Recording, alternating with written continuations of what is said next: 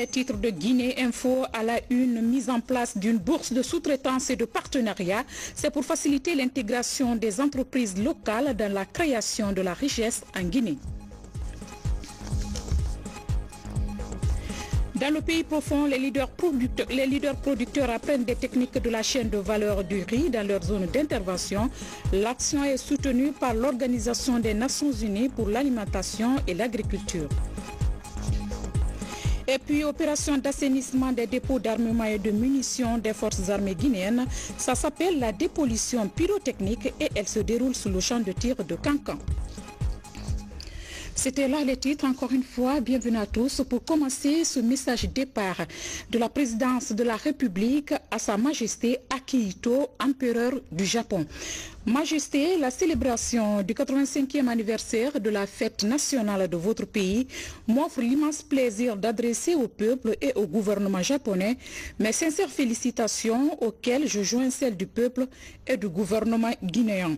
Je voudrais saisir cette opportunité pour vous renouveler ma ferme détermination à œuvrer de concert avec votre Majesté au raffermissement et à la consolidation des traditionnels liens d'amitié et de coopération existants si heureusement entre la République de Guinée et le Japon. En vous exprimant mes vœux de santé et de longévité ainsi que ceux de bonheur et de prospérité pour le peuple ami du Japon, je vous prie d'agréer Majesté l'assurance de ma très haute considération. Conakry, 6 décembre 2018, professeur Alpha Condé, président de la République, chef de l'État. Le président de la République, professeur Alpha Condé, a reçu en audience ce jeudi une délégation belge. Cette délégation séjourne en Guinée dans le cadre du renforcement des relations de coopération entre les deux secteurs privés, belges et guinéens. Compte rendu, Abdul Karim Condé. Cette délégation belge est conduite par Mme Pascale Delcominette, administratrice générale de Wallonie-Bruxelles International. Ces hommes d'affaires belges veulent investir dans plusieurs secteurs de développement en Guinée, comme l'agro-industrie, l'énergie, l'environnement, surtout dans des secteurs créateurs d'emplois pour les jeunes et les femmes. Nous avons abordé cette visite importante avec plus de 180 B2B, rencontres d'entreprises avec d'autres entreprises pour créer de nouveaux partenariats, des projets d'investissement d'un côté comme de l'autre, du côté guinéen comme du côté belge. Et puis nous avons abordé aussi un prochain accord de coopération qui va être signé entre la Fédération Wallonie-Bruxelles et la Wallonie et la Guinée. Et qui permettra d'avoir des projets vraiment de soutien, des grands projets économiques, socio-économiques de la Guinée, que ce soit en matière d'éducation, de formation. On a parlé beaucoup du secteur agroalimentaire, qui est un secteur important ici, et également des technologies de l'information et de la communication, de tous les secteurs innovants. Et nous avons aussi abordé le soutien à des initiatives locales, par exemple le programme d'appui aux communes de convergence. Et donc de toute évidence, il y a beaucoup d'opportunités de partenariat, qu'ils soient économiques ou commerciaux, mais aussi en termes de coopération socio-économique avec la Guinée. Dr Ousmane Silla, ambassadeur de Guinée au Royaume de Belgique, a donné plus d'informations sur les relations entre les deux pays et les avantages de la coopération entre les deux secteurs privés. Monsieur le Président de la République a développé les grandes réformes qu'il est en train d'engager dans les différents secteurs en Guinée, notamment dans le secteur agricole, dans le secteur de l'énergie, dans le secteur des mines, dans le secteur de la création d'emplois pour les jeunes, dans le secteur de l'autonomisation des femmes. C'était extrêmement intéressant. Et je suis à ma 6e mission pratiquement ici, à la tête d'investisseurs belges. Et nous avons parlé des thèmes qui vont être discutés lors de ce grand forum entre le secteur privé guinéen et le secteur privé belge. Au niveau des deux États, les relations sont excellentes actuellement. La Belgique a beaucoup aidé la Guinée, surtout durant la période Ebola. C'est l'un des pays amis qui est resté toujours à nos côtés. Parallèlement à cela, il y a la Guinée qui est sur la liste des pays prioritaires maintenant pour la coopération belge, ce qui est très important. La Belgique accorde une aide substantielle à notre pays dans tous les secteurs, surtout l'emploi jeune, l'agriculture et l'emploi des femmes. Alors nous avons dit que les deux États coopèrent très bien. Il est bon de décentraliser cette coopération. C'est ainsi que Madame l'administratrice générale de l'AVEX conduit une délégation des régions. La Belgique est un État fédéral qui comprend 3 régions, la Wallonie, la Flandre et la région Bruxelles-Capitale. Donc c'est de ces 3 régions que ces sociétés viennent et vont contribuer à nouer des relations avec le secteur privé guinéen. Son Excellence, Monsieur le Président de la République, a insisté sur le suivi. Il ne s'agit pas seulement de faire des forums, d'avoir des business to business, mais il faut qu'il y ait des résultats concrets et qu'il y ait le suivi. Il a beaucoup insisté sur le suivi pour que, au fur et à mesure des contacts, qu'on puisse savoir quels sont les projets qui ont été réalisés, quels sont les contrats qui sont signés, pour que vraiment nous ayons des objectifs atteints par ce que nous nous sommes décidés. La coopération entre la Guinée et la Belgique, qui porte sur les secteurs de croissance dans notre pays, est très attendue pour un développement rapide. Également à la une de l'actualité, la création de la richesse en Guinée passe aussi par l'intégration des entreprises locales. Le gouvernement en est conscient. Il vient de mettre en place la bourse de sous-traitance et de partenariat. C'est le Premier ministre qui a procédé au lancement officiel de cette plateforme. Hadi Kamara, bureau de presse de la primature. C'est le lancement de la bourse de sous-traitance et de partenariat. C'est un outil formidable pour la promotion du contenu local tout en accélérant le processus de développement durable de la Guinée. La Guinée est une priorité pour la SFI. Notre portefeuille d'investissement dans le secteur privé en Guinée sera de 400 millions de dollars à la fin de cette année. Nous sommes actifs dans différents secteurs de l'économie guinéenne, le secteur minier, mais aussi dans le financement des institutions bancaires, dans le financement des hôtels, et j'en passe. Notre mandat est de promouvoir le développement du secteur privé. Nous avons pour ambition de contribuer à la diversification de l'économie guinéenne et contribuer à une croissance inclusive. Toutes les dimensions du contenu local sont prises en compte, une manière de favoriser l'éclosion économique et financière dans le pays.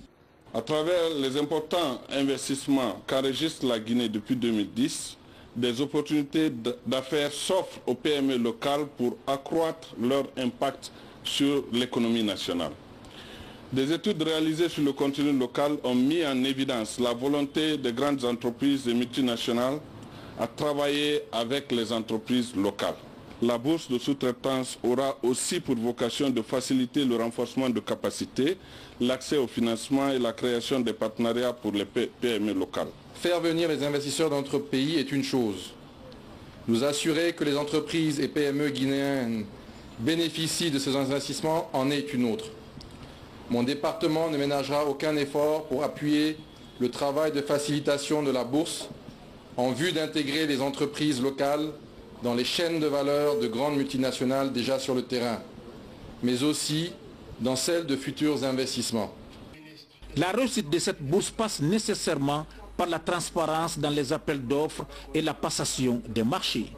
Une richesse qui n'est pas partagée n'est pas une richesse utile. Et les PME aujourd'hui ont 2 problèmes.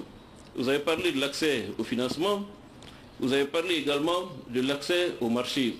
C'est vrai que cette initiative permet en partie de répondre à cette question, mais il faut une volonté politique beaucoup plus affirmée et affinée qui permettra également d'étendre cette initiative à l'accès notamment à la commande publique, parce que cela aussi est du ressort de notre gouvernement. Cette bourse doit permettre à la population de bénéficier de la richesse créée par les entreprises nationales et étrangères.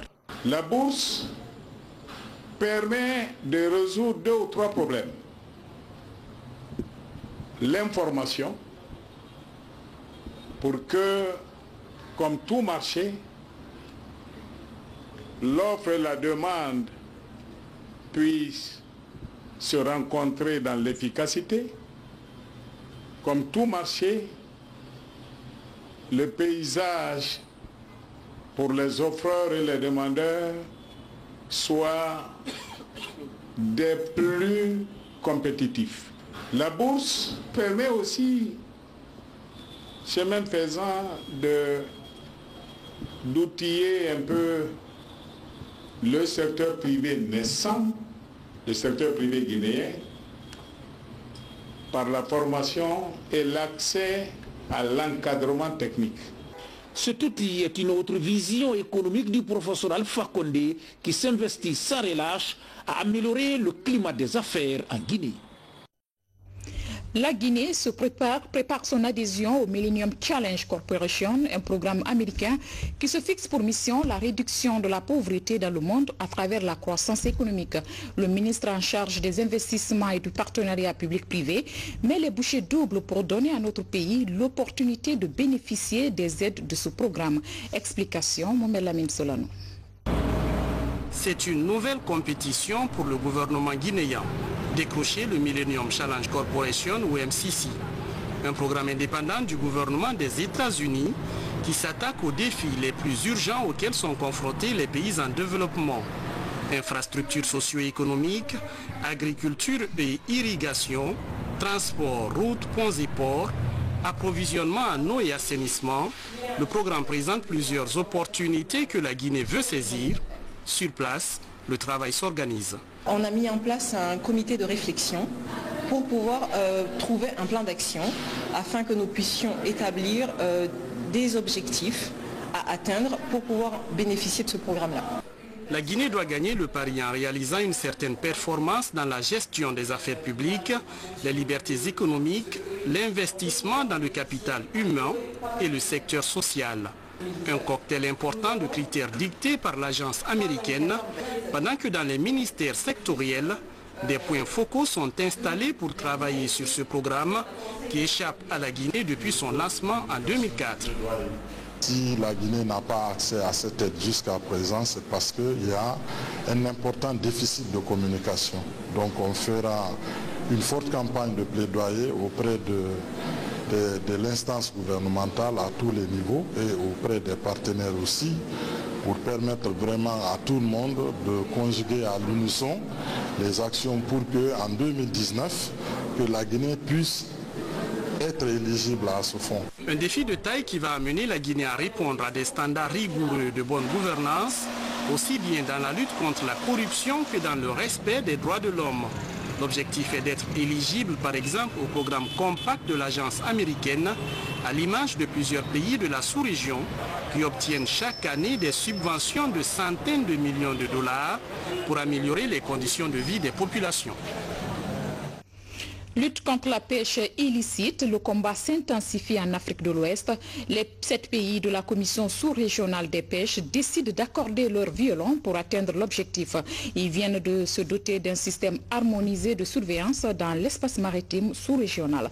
Mamadi Terna Kamisoko. L'opération est baptisée Badjigi Kouyaté. Un Guinéen qui a consacré une grande partie de sa vie à la sauvegarde de l'espace maritime sous-régional. Un honneur fait à la Guinée par les 7 pays membres de la Commission sous-régionale des pêches pour saluer ces mécanismes de lutte contre la pêche illicite, non déclarée et non réglementée. Pourquoi l'opération Badjigi Kouyaté? Tout simplement parce que nous tous, toute la sous-région doit faire face à un fléau qui nous coûte extrêmement cher, qui est la pêche illicite non déclarée et non réglementée. Nous perdons des centaines de milliards de francs CFA par an du fait de cette activité illicite. Et les observateurs comme Badjigi Kouyaté sont des gens qui sont essentiels dans le dispositif de contrôle et de surveillance des pêches. Il y a les patrouilles, il y a les inspections, mais il y a également le travail des observateurs qui sont en mer et qui suivent de près l'activité des navires qui sont autorisés à pêcher dans les eaux de nos différents pays. C'est ici, au Centre national de surveillance et de police des pêches de Conakry, que sera installé le poste de coordination des opérations.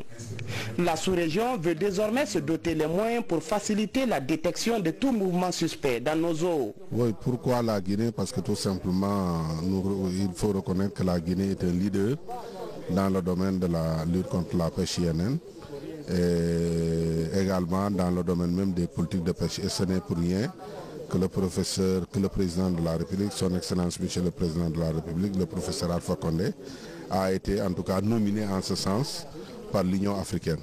La lutte contre la pêche INN à laquelle l'Union européenne participe constitue pour nous un défi majeur. C'est pourquoi mon pays reste engagé à mener un combat implacable contre ce fléau. Je peux vous rassurer que l'engagement est total. Dans cette nouvelle bataille, la Commission sous-régionale des pêches sera accompagnée par l'Union européenne à hauteur de plus de 3 millions de dollars américains. Une enveloppe qui va aider les États partis à renforcer leurs moyens techniques de lutte pendant les 3 prochaines années. Agriculture, les leaders producteurs à l'école de l'innovation pour accroître la production et renforcer la sécurité alimentaire. Au terme de la session, les bénéficiaires sont appelés à mettre en place une chaîne de valeur du riz dans leur zone d'intervention. C'est un programme du ministère de l'Agriculture appuyé par la FAO. Mamadou Pate Baldé nous fait le point. Le riz local constitue l'aliment de base de plusieurs Guinéens. Selon les spécialistes, 2 milliards de tonnes de riz pâti sont produites chaque année en Guinée, soit un peu plus de 1 million de tonnes de riz net par an. Pour combler ce déficit et appuyer les paysans à augmenter la production, le pays se lance dans le développement de la chaîne de valeur du système risicole. À Mamou, les acteurs de la filière riz échangent sur la question avec les experts de la FAO et du ministère de l'Agriculture. Actuellement, il est question de mettre en place une plateforme, c'est-à-dire tisser un partenariat entre ces différents maillons pour que la chaîne soit complète. Parce qu'en général, nous parlons des groupements, des unions, des fédérations. Mais une plateforme veut dire un cadre de concertation. Un cadre de concertation au cours duquel les acteurs de la filière se rencontrent, discutent leurs problèmes. Notre vision, c'est de pouvoir mettre en place des plateformes d'innovation au niveau de toutes les préfectures que nous appuyons pour que les acteurs puissent se mettre ensemble et tisser des liens d'affaires. Financé par le Venezuela à hauteur de 5 millions de dollars, le projet couvre 10 pays africains, dont la Guinée. Il s'agit d'aider les producteurs de ces différents pays à développer leur chaîne de valeur du riz dans leur zone d'intervention à travers un partenariat gagnant-gagnant. Quand il y a plateforme entre les préfectures, par exemple, Bofa, Boké, Mandjana, Sigiri et Bela, et ça va nous encourager et puis de se comparer entre nous. Ce que Boké produit, Mandjana va aussi faire tout possible de la dépasser. Idem que Boké et Sigiri. On trouve qu'il y a tellement d'accidents, de pièces défectueuses, la non-conformité. Donc il fallait qu'il y ait un b.a.-ba de tous les acteurs qui sont en action pour l'utilisation de ces machines, de cortiqueuses, des moissonneuses batteuses et des batteuses motorisées. Pour essayer tant soit peu de mettre en application l'exercice qui est à la mise en marche, à la réparation, à l'entretien, à la gestion des batteuses motorisées. Ces producteurs ont été largement outillés pour mettre en place des plateformes d'innovation dans leur zone risicole.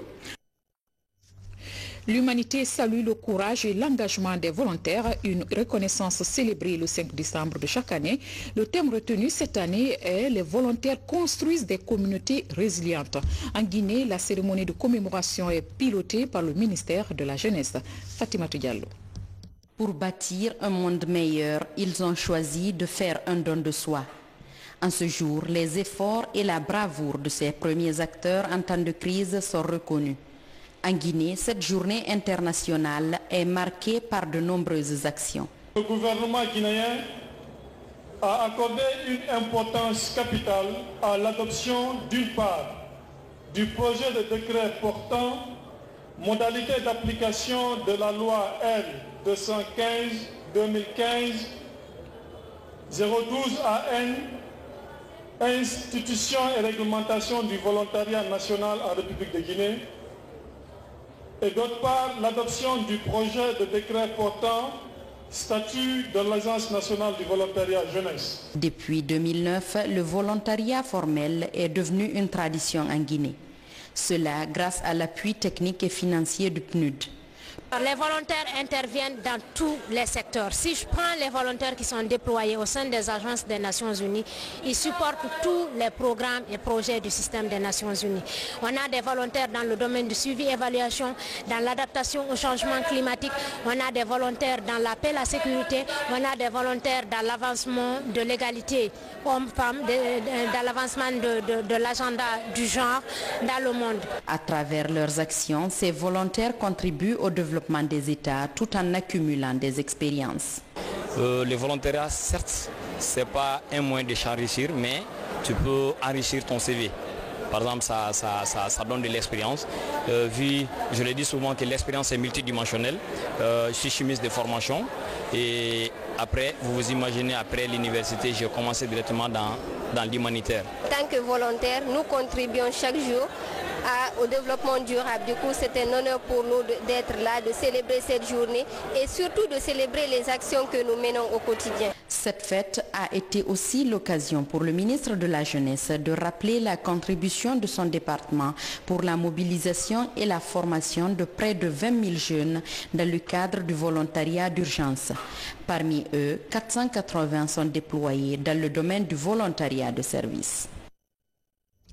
Du côté de l'Assemblée nationale, l'actualité reste dominée par l'examen et l'adoption des budgets sectoriels alloués aux différents départements ministériels. Hier mardi, c'était au tour du ministère de l'Administration et celui de la Justice de défendre leur budget face aux députés. Robert Sidutorno apporte des précisions. C'est un budget sectoriel revu à la hausse, soit plus de 150 milliards de francs guinéens contre plus de 90 milliards de francs guinéens en 2018 que le ministre de la Justice a défendu devant les députés. Après une large justification de l'utilisation du budget 2018, Maître Sako a indiqué que priorité sera accordée à 2019 à la poursuite des actions sur l'accès au droit et à la justice et la lutte contre l'impunité dans le pays. Il faut vraiment que le Guinéen se sente en sécurité dans son propre pays. Donc j'ai demandé un effort là-dessus, au niveau des prisons, au niveau des audiences criminelles, au niveau, et j'ai dit aussi que chaque fois qu'il y a crime et chaque fois qu'il y a infraction grave dans ce pays, la justice rentre en jeu. Autre préoccupation débattue, celle relative à la tenue du procès des événements du 28 septembre 2009. Le ministre a fait un plaidoyer dans ce cadre pour le paiement de la part de l'État guinéen au budget total de ce procès évalué à plus de 78 milliards de francs guinéens. Une plaidoirie qui a été largement soutenue. Si le gouvernement guinéen a la volonté politique vraiment d'organiser ce procès ici, c'est un défi majeur qui nous permet vraiment d'améliorer notre blouson en matière d'état de droit. La justice guinéenne ne ferait vraiment que sortir grandir en organisant un tel procès. Donc il faut que le ministre de la Justice soit soutenu. Pour le département de l'administration du territoire et de la décentralisation, le ministre a rassuré que l'accent sera mis sur la restauration de l'autorité de l'État, la consolidation de la décentralisation et le développement local.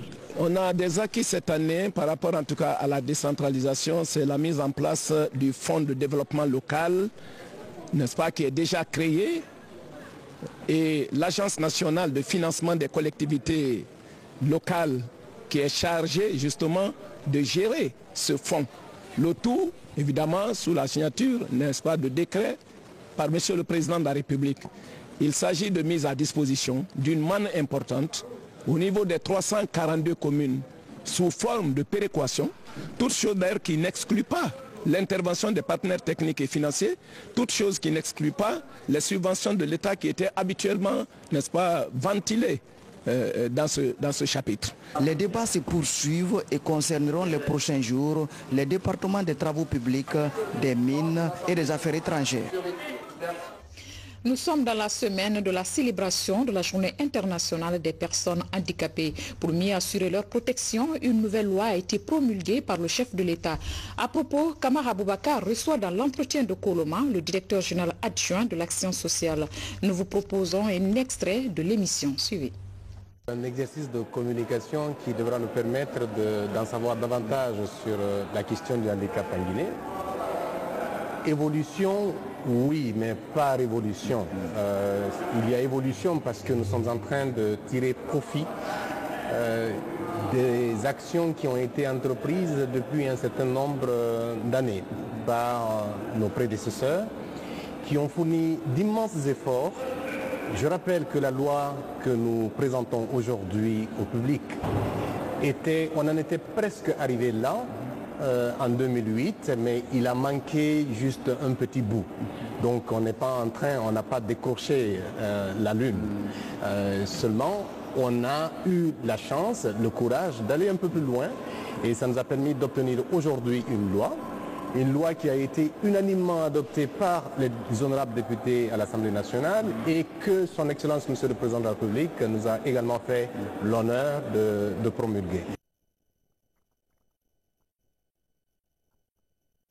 Vous suivrez l'intégralité de l'émission après ce journal. Justement, au lendemain de cette célébration dédiée aux personnes à mobilité réduite, le gouvernement passe à la vitesse supérieure.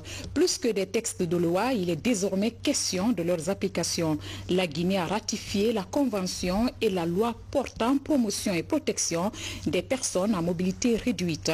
Les acteurs concernés s'approprient de ces textes juridiques. Compte rendu Abdoulaye Diallo. En Guinée, comme dans la plupart des pays à travers le monde, la protection des personnes vivant avec handicap constitue un véritable défi à relever. Du point de vue juridique, la Constitution adoptée par le Conseil national de la transition au mois de mai 2010 consacre son article 19 à la promotion des personnes handicapées. Certes une avancée, mais la mise en application de cette loi est une autre étape qui nécessite l'implication de tous les acteurs. Les personnes handicapées de notre pays sont soumises à de nombreuses difficultés à cause des barrières physiques et sociales. Si vous prenez mon exemple, par exemple moi, je suis une personne sourde qui n'entend pas. Malgré que la Constitution dit que tous les citoyens ont droit à une communication et une information égale. Quand moi je m'assois devant la télévision, je ne me retrouve pas parce que ce n'est pas interprété à langue, ce n'est pas interprété. Donc l'application de la loi va me donner accès à tous les services dont je suis privé. Face à cette problématique, les acteurs de la protection sociale échangent sur la Convention des droits des personnes handicapées. L'objectif est de favoriser la mise en œuvre effective de la loi portant promotion et protection de cette couche vulnérable. Le gouvernement guinéen et ses partenaires s'engagent à poursuivre la démarche. Nous sommes convaincus que le handicap n'est pas du côté des personnes qui vivent avec un handicap, comme le disait votre slogan, mais que c'est la société qui est handicapée de ne pas pouvoir bénéficier des ressources que vous représentez. Donc nous parlons aux gens convertis, aux gens qui partagent cela. Mais alors pourquoi est-ce que nous nous retrouvons? Parce qu'il nous faut nous organiser pour réfléchir ensemble à lever l'handicap et les obstacles, les stéréotypes qui empêchent de réaliser le potentiel des personnes vivant avec un handicap.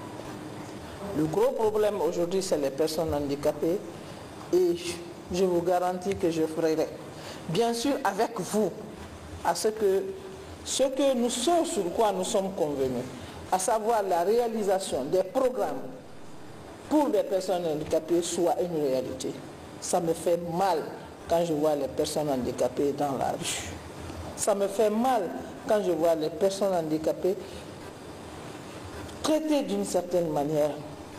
Parce que je sais que je peux devenir handicapé. Tout le monde peut avoir un handicapé dans sa famille, comme on peut devenir handicapé. Donc il ne s'agit pas de les chasser, mais il s'agit de trouver une solution de rechange en leur donnant les moyens d'existence, comme on le ferait pour les gens considérés entre parenthèses comme nous.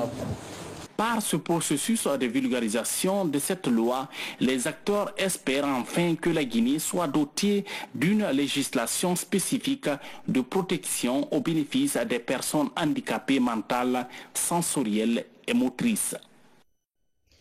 Et cette décision de la Haute Autorité de la Communication numéro 015 HAC SP du 5 décembre 2018 relative aux déclarations et messages des coordinations régionales dans les médias, vu la Constitution en ses articles 7 et 125, attendu que la Haute Autorité de la Communication, selon les articles 2, 3 et 4 de la loi organique L 2010-003 CNT du 22 juin 2010, veille entre autres au respect par les médias de l'éthique et de la déontologie. En conséquence, la Haute Autorité de la Communication demande aux médias guinéens de s'abstenir de relayer les déclarations et messages des coordinations régionales susceptibles de déstabiliser le pays et de diviser les Guinéens. La haute autorité invite les pouvoirs publics à mieux encadrer les coordinations régionales, les associations, les partis politiques et autres regroupements.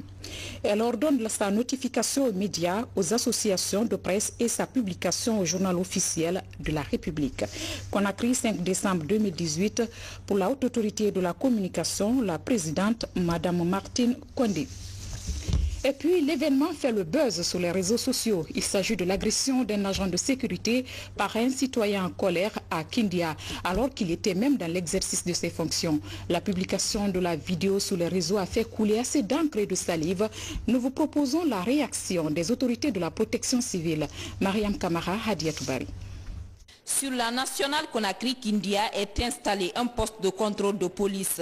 C'est là qu'exerce l'adjudant d'affaires qui s'est taillé une certaine renommée en tant qu'agent verbalisateur. Récemment, dans l'exercice de ses fonctions, il s'est fait agresser par un citoyen mécontent qui lui a administré une gifle. L'affaire s'est passée non loin de la contournante de Kindia. Le véhicule à Rabukata venait de Conakry, on était à notre poste de contrôle, on l'a arrêté et demandé les documents de la voiture et le permis de conduire. Le chauffeur me répond, je refuse. Si c'est toi le seul policier, je ne te donne pas les papiers. J'ai dit mais pourquoi? Il me dit une fois tu nous avais pris, tu nous as fatigués. Entre-temps, le chauffeur a fait marche arrière. Après il nous a offensés. On a cherché à l'excuser. Dans ça, donc son véhicule, une partie était touchée. Il est allé garer, ce qu'il a fait garer. Un premier policier, il vient, il le prend au collet. Il le déboutonne. Lui n'a rien fait, n'a pas réagi. Le second policier a tenté de retirer le talki dans ses mains. Le talki est tombé. Il est gâté. Il laisse le deuxième, il vient vers moi. Il dit, c'est toi qui as fait ça. Tac, il me donne une paire de gifles. Les gifles, c'est vrai, mais c'est venu destin de Dieu, c'est pas volontairement. Je ne dois pas faire ça. Moi, c'est quelqu'un qui doit conseiller. C'est pas quelqu'un qui doit faire de mauvais. C'est pour cela que je dis ce que ça m'arrive là. Je demande à Dieu que n'arrive pas à personne. Je vais vous dire, c'est dire à toute l'autorité guinéenne de me pardonner. Je n'ai pas fait à mon intention. Je dis à toute l'autorité de me pardonner. L'agression du policier suscite des réactions dans plusieurs villes du pays et sur la toile. Le sujet a fait des choux gras des internautes. Les autorités du ministère de la Sécurité et de la Protection civile se disent indignées après cet acte incivique. C'est un message fort que nous allons lancer à l'endroit de tous nos concitoyens. Il ne faut plus qu'ils considèrent les agents dans l'exercice de leurs fonctions régaliennes comme des ennemis, mais c'est des patriotes, c'est des concitoyens qui sont engagés dans la protection des populations, qui se sont sacrifiés corps et âme à assurer le maximum de sécurité pour les personnes et leurs biens. En Guinée, les offenses sur les symboles étatiques et les forces de l'ordre sont de plus en plus récurrentes. Pour ce cas-ci, des dispositions sont en train d'être prises pour conduire l'agresseur devant les juridictions compétentes.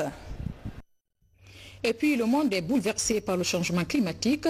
En Guinée, les sources de rivières se trouvent agressées par les agissements de l'homme. Un phénomène qui inquiète les jeunes de la baie. Ils prennent la situation en main et décident de restaurer Dimawal, l'un des affluents du fleuve Gambie. C'est avec l'appui des responsables de l'environnement. Safirafit Danilo, Mohamed Alpha Baldé.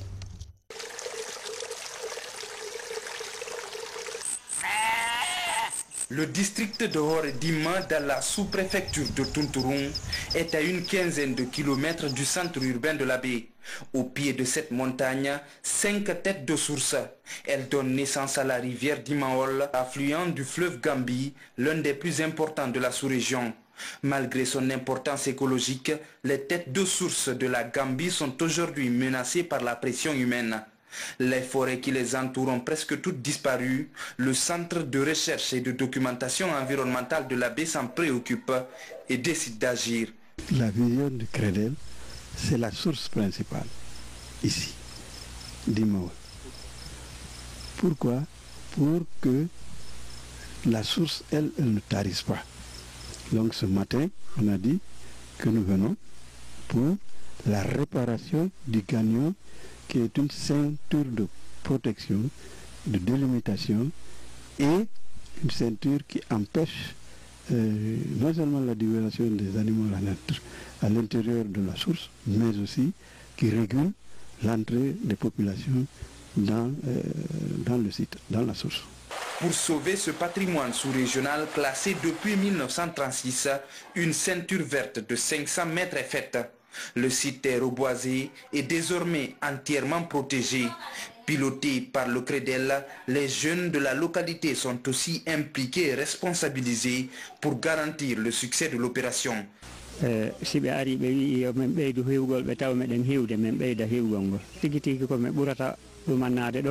Je tiens à remercier le CREDEL de venir nous montrer une fois de plus comment protéger l'environnement, y compris ces têtes de source. Nous leur prions eux et d'autres bonnes volontés de nous aider à avoir l'eau potable dans le village pour mieux éviter ces sources. Avec la forte pression de l'homme sur les ressources naturelles, de nombreuses têtes de source sont en voie d'assèchement. À l'image du Centre de documentation environnementale de la baie, des efforts sont consentis dans bon nombre de localités du pays pour que le château d'eau de l'Afrique de l'Ouest continue à jouer son rôle de régulateur climatique de la sous-région. Mamadou Alpha Baldé qui revient pour nous sur les échos de la COP24 en Pologne. Ce matin, les travaux ont porté sur les préparatifs de la poursuite du dialogue de Talanoa initié lors de la COP23 de Bonn. Il s'agit de réunir les ministres de l'Environnement pour tenter de faire avancer les négociations à travers les actions concrètes. La délégation guinéenne s'est également entretenue avec les responsables de la BAD et du Fonds pour l'environnement mondial. Suivi. Le dialogue de Talanoa est l'un des acquis de la COP23. L'ensemble des ministres de l'Environnement se réunissent pour échanger sur le niveau d'exécution des engagements de Paris et des objectifs futurs.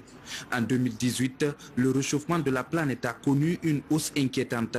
Pour atteindre le niveau des 2 degrés ou 1,5 degrés souhaités, le rapport du GIEC table sur une réduction de 45% des émissions de CO2 actuelles avant l'horizon 2030.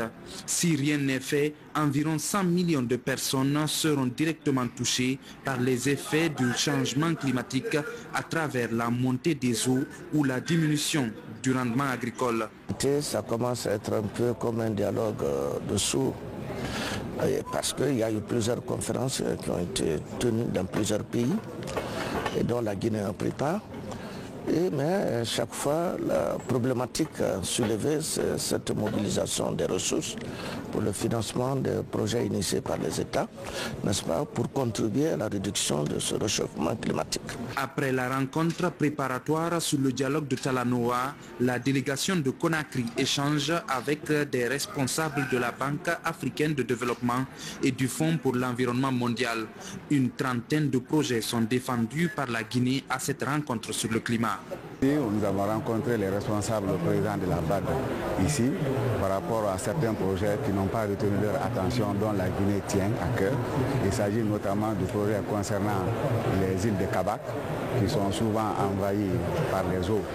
Et vous savez, le réchauffement climatique, le changement climatique aussi, c'est la montée des eaux.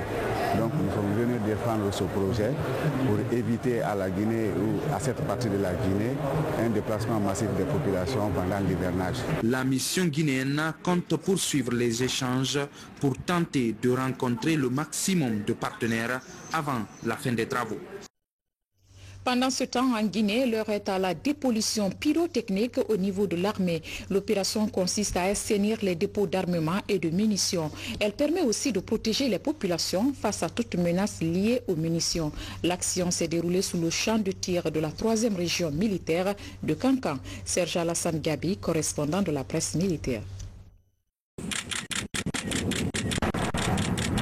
Cette détonation détruit les 10 dernières tonnes de munitions obsolètes extraites dans l'enceinte du camp Soundiata Keïta, 3e région militaire de Kankan. La destruction est opérée dans la sous-préfecture de Koumban, à 45 km du centre-ville. L'idée est de nettoyer et assainir Kankan et ses environs de tout risque lié à la présence de munitions. Le cas qui constituait, après qu'il y a le plus de danger, c'était le site de la 3e région militaire. C'est dans ce sens qu'en 2000, 2017, on est venu faire une évaluation pour voir quelles sont les voies et moyens à entreprendre de façon à réaliser cette année un chantier dans les meilleures conditions pour contribuer à la sécurisation des populations civiles au niveau de la région administrative de Kankan. L'opération est menée par la section de déminage de l'armée guinéenne avec une expertise française et cofinancée par l'Union européenne. Elle a permis la destruction de 165 tonnes de munitions périmées. L'opération qui s'achève aujourd'hui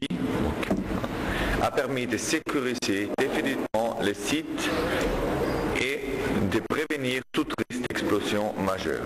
Je me réjouis de cette contribution décisive qui a traduit l'intérêt des autorités guinéennes pour cette action et sa volonté de participer pleinement à la réduction et la prévention des risques qui pèsent sur la population de Kankan. C'était une menace réelle, non seulement pour nos soldats qui sont au camp, mais une menace pour la population civile de Kankan. Aujourd'hui, cette menace est effacée de nos mémoires grâce à cette action. Cette opération de dépollution pyrotechnique a duré 6 semaines à Kankan. Elle est consécutive à celle de 2014 et 2016, menée à Kindia, où la problématique pyrotechnique a été complètement résorbée. Éducation, le ministère de l'enseignement préuniversitaire et ses partenaires entendent de redynamiser le programme de l'éducation de base en vue de qualifier le système éducatif dans le pays. La mission de la coopération allemande GIZ vient d'effectuer une visite dans ce sens au sein du département en charge de l'éducation. Abraham Christophe Conti. Cette assise marque le début d'une nouvelle approche de partenariat entre le ministère de l'Éducation nationale et la coopération allemande à travers la GIZ. Cette coopération, déjà bien appréciée par les partenaires, utilise de nouvelles méthodes qui mettent les jeunes élèves au centre du développement de nouvelles compétences. On a eu plusieurs activités dans le passé déjà pour l'éducation primaire et maintenant c'est élargi aussi pour la formation professionnelle. Il inclut aussi une collaboration avec l'Union européenne. Cette rencontre entre le ministère de l'Éducation nationale et la GIZ est axée sur la promotion de l'éducation à la base. Elle devait s'étendre entre autres sous-secteurs du système éducatif dans la phase d'exécution du projet pilote. C'est un partenariat qui s'est développé au fil des années et qui a amélioré la qualité, l'accès et la gouvernance dans nos écoles. Quand vous prenez les approches fières, le programme eau hygiène, le renforcement de capacité des directeurs d'école, des DSE, et le renforcement de capacité des APAE à travers les CDE et le projet KFW pour la construction des salles de classe. Voici des volets qui ont contribué à l'amélioration des aspects qualité, gouvernance et accès. L'accès à l'éducation de base, l'égalité de chance et la qualification de l'enseignement sont les préoccupations majeures du gouvernement. Pour accompagner l'État guinéen, la coopération allemande au développement GIZ prend le devant. Elle crée un espace périodique de dialogue et d'échange d'idées entre professionnels de l'éducation guinéenne pour mieux qualifier le système éducatif. C'était donc un reportage d'Abraham Christophe Conté rendu par Daouda Taban Silla. Et cette brève pour boucler ce journal, le tournoi corporatif des médias guinéens d'Abdoulaye Ba, doté du trophée Mamadou Antonio Souaré, se poursuit au terrain de proximité de Nongo. Ce jeudi, l'Ouragan Football Club de la RTG a fait sa première sortie face à Global FM. Dans cette rencontre, c'est la RTG qui s'est imposée sur le score de 2-1. Nous y reviendrons. Félicitations à l'équipe de la RTG. Mesdames et messieurs, c'est la fin de cette édition. Merci de nous recevoir chez vous. Bonsoir et à demain.